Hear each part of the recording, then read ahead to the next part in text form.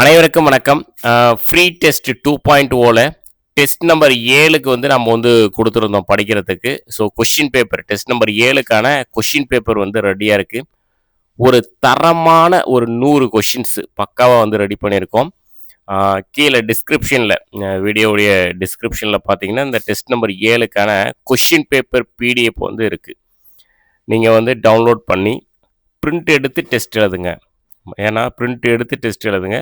Test எழுதி முடிச்சுட்டு test எழுதுறது பார்த்தீங்கன்னா, ஓஎம்ஆர் ஷீட்டில் டெஸ்ட் எழுதுங்க. ஓஎம்ஆர் ஷீட்டுடைய பிடிஎஃப் லிங்க்கும் நான் கீழே டிஸ்கிரிப்ஷனில் வந்து கொடுத்துருக்கேன்.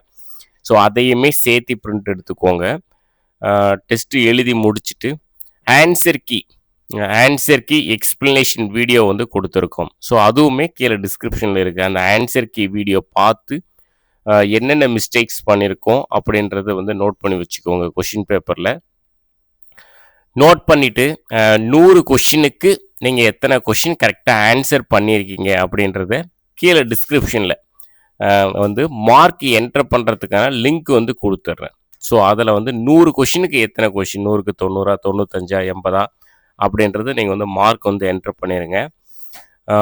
அதே மாதிரி கொஷின்ஸ் வந்து எவ்வளோ உங்களுக்கு யூஸ்ஃபுல்லாக இருக்குது அப்படின்ற ஃபீட்பேக் வந்து கொடுங்க. மற்ற ஸ்டூடெண்ட்ஸுக்கு வந்து யூஸ்ஃபுல்லாக இருக்கும்.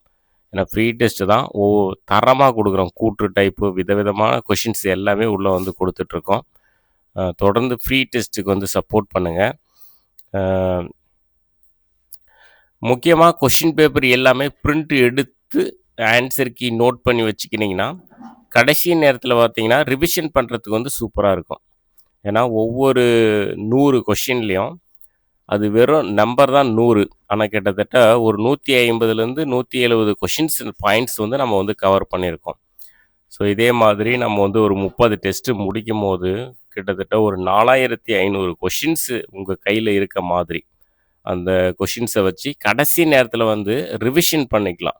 ஸ்பீடாக வந்து ரிவிஷன் பண்ணுறதுக்கு ரொம்ப யூஸ்ஃபுல்லாக இருக்கும். சரிங்களா? அந்த ஸ்பீடு ரிவிஷன் வந்து எக்ஸாம் போகிறதுக்கு முன்னாடி அந்த மாதிரி ரிவிஷன் பண்ணிங்கன்னா ஒரு கான்ஃபிடென்ட் வந்து கிடைக்கும்.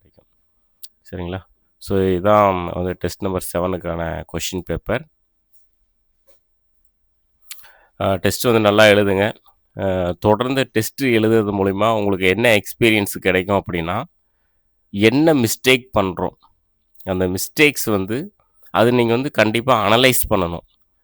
பண்ணக்கூடிய மிஸ்டேக்ஸை வந்து அனலைஸ் பண்ணி நம்ம வந்து படித்து கேர்லெஸ்ஸாக மிஸ்டேக் பண்ணோமா, இல்லை அந்த கொஷின் நம்ம வந்து படிக்கவே இல்லையா, அல்லது படிச்சிருந்தோம் நம்ம மிஸ்டேக் பண்ணோமா, இந்த மாதிரி எல்லாம் நீங்கள் வந்து அனலைஸ் பண்ணும்போது தான் ஒவ்வொரு டெஸ்ட்டுக்குமே உங்களுடைய அந்த ஸ்கோர் வந்து மதிப்பெண் வந்து உயர்றதுக்கான வழி வந்து இதுதான்.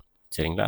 அதனால் டெஸ்ட்டு எழுதி முடிச்சிட்டோம், ஆன்சர் கீ செக் பண்ணிட்டோம். ஸோ 100க்கு 90 வந்திருக்கு, 80 வந்திருக்கு அப்படின்னு தூக்கி அப்படியே வச்சுட்டு அடுத்த டெஸ்ட்டுக்கு போகாமல் என்னென்ன மிஸ்டேக்ஸ் பண்ணியிருக்கோம் அப்படின்றத அனலைஸ் பண்ணுங்கள். அது பண்ணும்போது அடுத்த டெஸ்ட்டில் இது நம்ம வந்து இந்த மிஸ்டேக்ஸ் நம்ம வந்து பண்ணக்கூடாது அப்படின்ற ஐடியா வந்து உங்களுக்கு கிடைக்கும். சரிங்களா? ஸோ தொடர்ந்து ஃபாலோ பண்ணிக்கோங்க. தேங்க்யூ.